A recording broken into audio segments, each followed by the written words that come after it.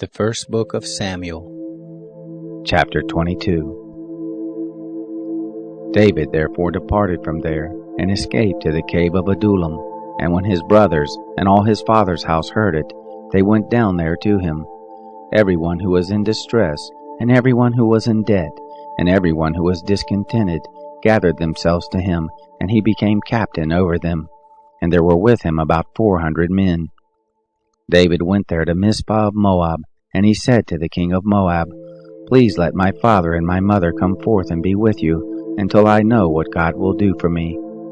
He brought them before the king of Moab, and they lived with him all the while that David was in the stronghold. The prophet Gad said to David, "Don't stay in the stronghold, depart, and go into the land of Judah." Then David departed and came into the forest of Hereth. Saul heard that David was discovered, and the men who were with him. Now Saul was sitting in Gibeah under the tamarisk tree in Ramah with a spear in his hand, and all his servants were standing about him. Saul said to his servants who stood about him, "Hear now, you Benjamites. Will the son of Jesse give every one of you fields and vineyards? Will he make you all captains of thousands and captains of hundreds, that all of you have conspired against me? And there is none who discloses to me when my son makes a league with the son of Jesse. And there is none of you who is sorry for me, or discloses to me that my son has stirred up my servant against me to lie in wait, as at this day."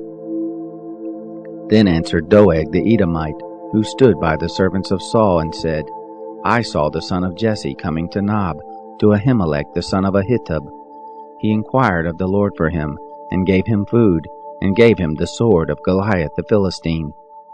Then the king sent to call Ahimelech the priest, the son of Ahitub, and all his father's house, the priests who were in Nob, and they all came to the king.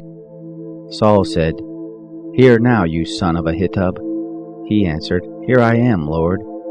Saul said to him, "Why have you conspired against me, you and the son of Jesse, and that you have given him bread and a sword, and have inquired of God for him, that he should rise against me to lie in wait, as at this day?" Then Ahimelech answered the king and said, "Who among all your servants is so faithful as David, who is the king's son-in-law, and is taken into your counsel, and is honorable in your house? Have I today begun to inquire of God for him? Be it far from me.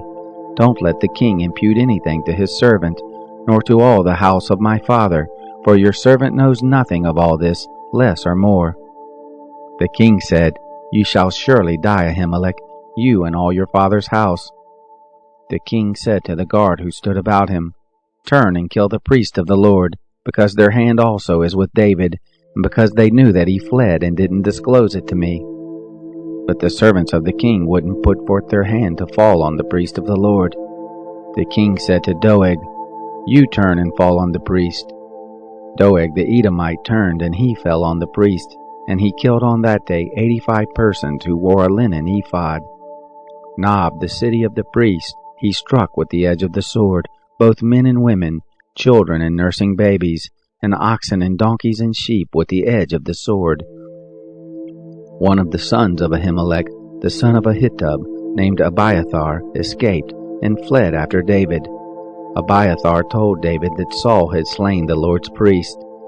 David said to Abiathar, "I knew on that day, when Doeg the Edomite was there, that he would surely tell Saul. I have caused the death of all the persons of your father's house. Abide with me, don't be afraid, for he who seeks my life seeks your life. With me you shall be in safety."